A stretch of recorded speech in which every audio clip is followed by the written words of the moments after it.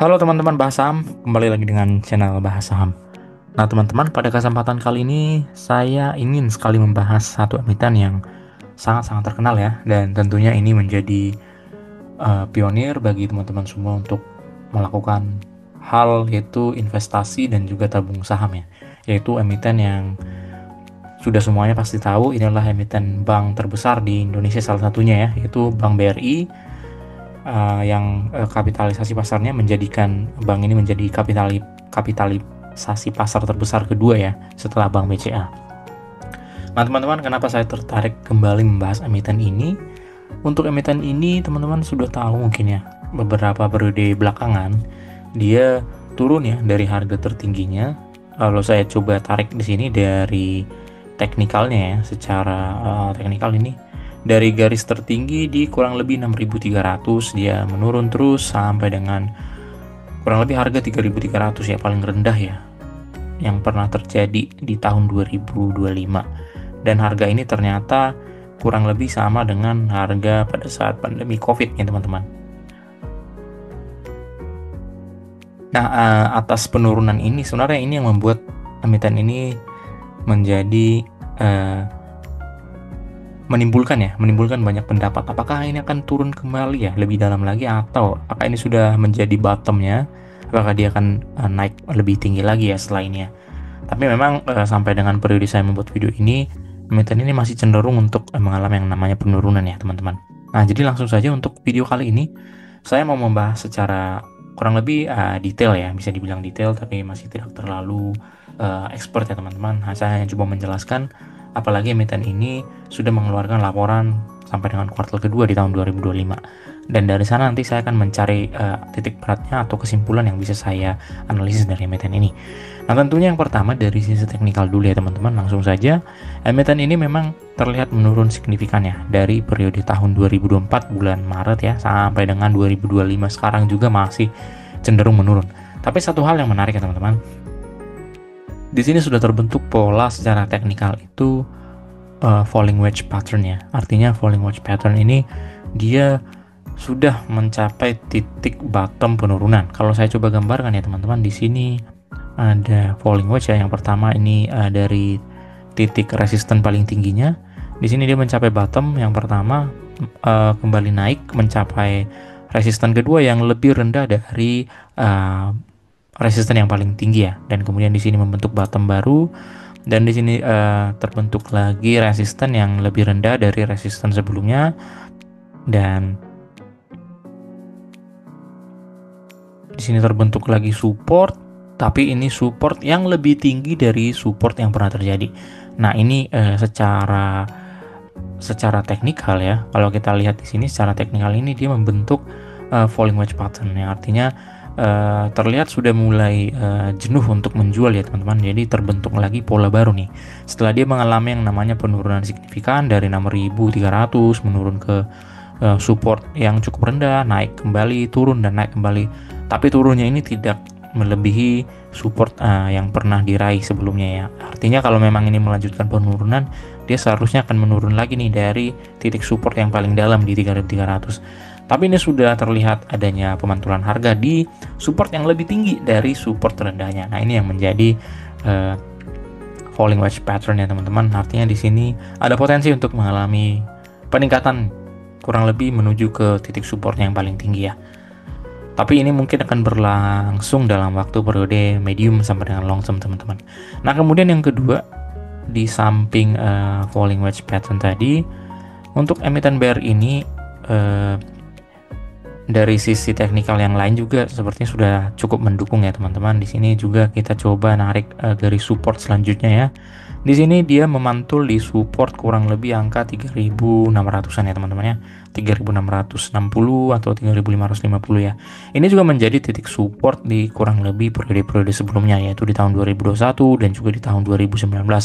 Saya coba tandain ya di sini teman-teman. Untuk support-support ini pernah diraihnya pada periode 2019, kemudian di periode tahun 2020 juga ini menjadi titik resisten, dan kemudian di tahun 2021 dia juga menjadi titik support, jadi saling bergantian ya teman-teman. Dan kemudian di tahun 2018 juga dia pernah menjadi titik resisten. Jadi psikologi di harga kurang lebih 3.600 ini saya rasa psikologi penting untuk menjadi kilas balik nih. Emiten ini kemungkinan besar akan mengalami peningkatan gitu ya teman-teman.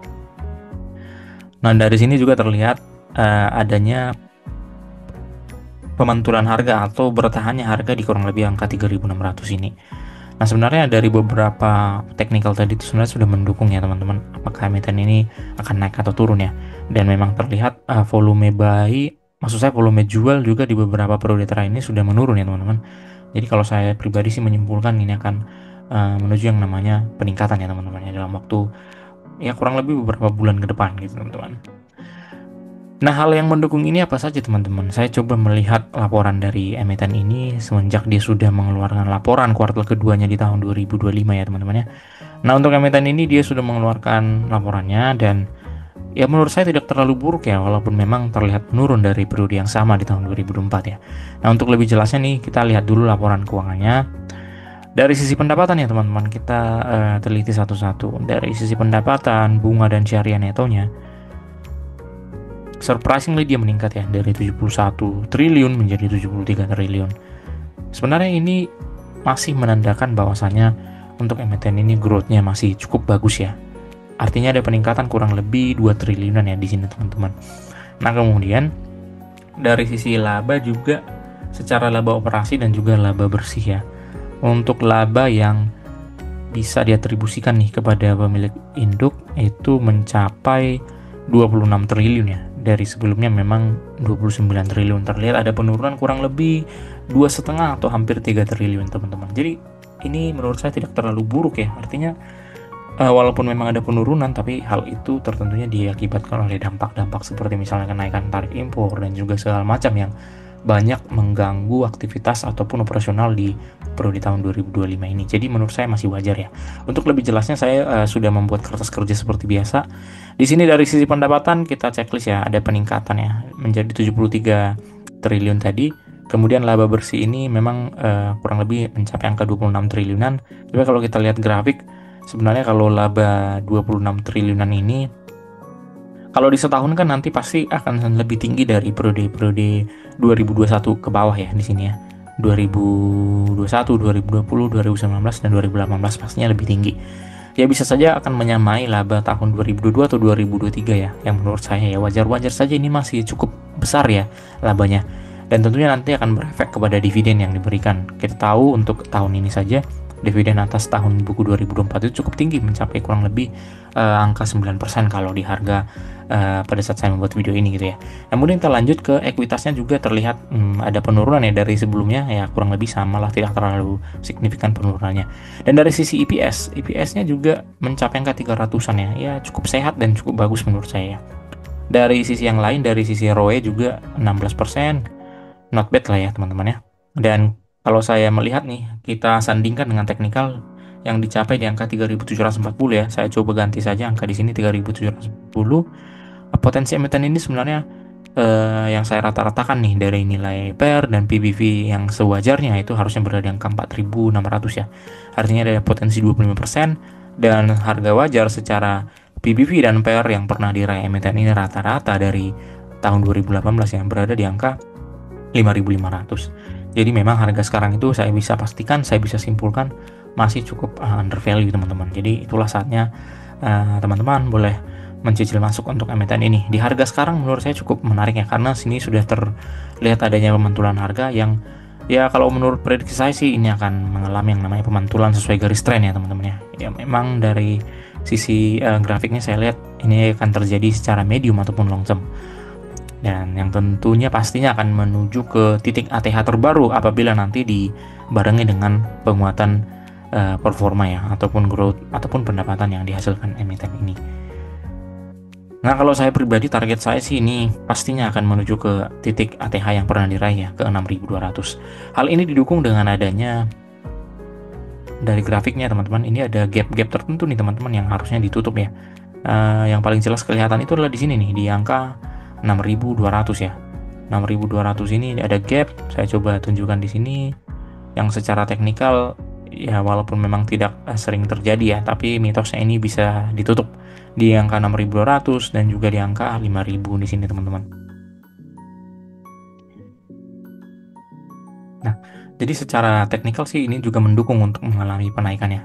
Ya, walaupun memang tadi kalau kita lihat sudah terbukti banyak hal yang mungkin membuat emiten ini mengalami kenaikan, jadi menurut saya not bad ya untuk emiten ini. Ya, atau juga walaupun terjadi penurunan tadi, kalau kita bandingkan dengan periode-periode sebelumnya, yang dimana harganya saja mencapai 4 ribuan ya, seperti misalnya di tahun 2021, dia rata-rata 4.000, ya setidaknya angka sekarang itu harusnya bermain di angka 4.000 teman-teman, kalaupun memang masih terjadi sideways. Nah, mungkin sekian pembahasan mengenai emiten BRI teman-teman. Ya, tentunya kesimpulan saya ini masih akan cukup berpotensi untuk naik kembali ke harga ATH-nya gitu ya teman-teman. Jangan lupa klik like dan subscribe untuk kemajuan emiten ini. Terima kasih.